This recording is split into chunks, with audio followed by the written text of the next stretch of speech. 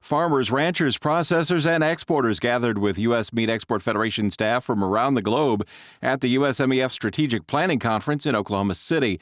USMEF President and CEO Dan Halstrom presented an industry outlook of unprecedented demand for U.S. red meat mixed with significant headwinds. Well, 2022, we're going to end up at a record on beef. Like I said earlier, we're going to be down a bit on pork, but still a very large year. Going into 2023 on beef, we're forecasted down a bit, and that is not demand related. It's going to be supply related.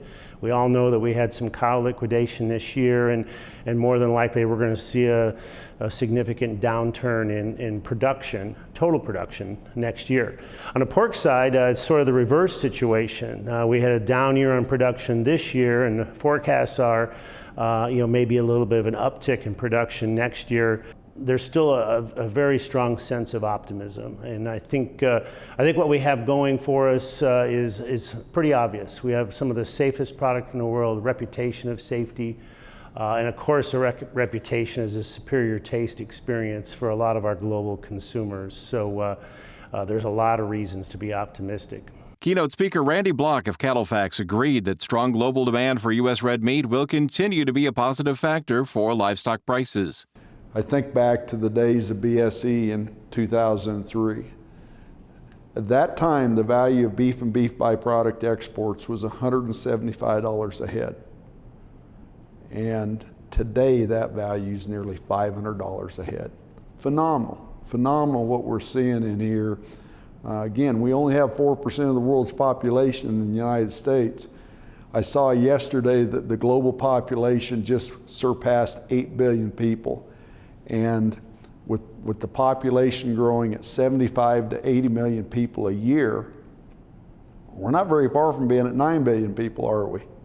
So there's a lot of people we're going to need to be prepared to feed, and they're willing to pay for this high quality product we're producing. USMEF members elected Dean Meyer of Rock Rapids, Iowa, chairman of the organization. Meyer raises cattle and hogs in addition to his corn and soybean operation.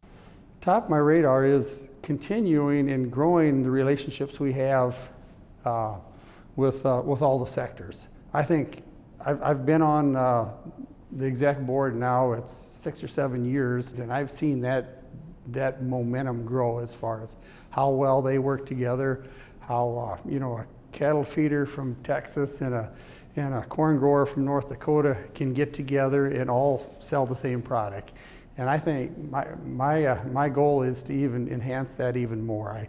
I feel I'm in 4 of those different businesses right now, and I understand each one, and the continuity there is becoming even stronger. Meyer's farm was featured on a recent advertising campaign in Japan promoting the quality and sustainability of U.S. beef. And it was really an honor, really, to showcase my family, my farm, how we sustainably, safely raise our livestock. Other highlights from the conference included a showcase of the 45th anniversary of the USMEF office in Japan, the organization's first overseas office, and an overview of the Biden administration's trade policy by longtime former U.S. trade negotiator Sharon Bomer Lauritsen.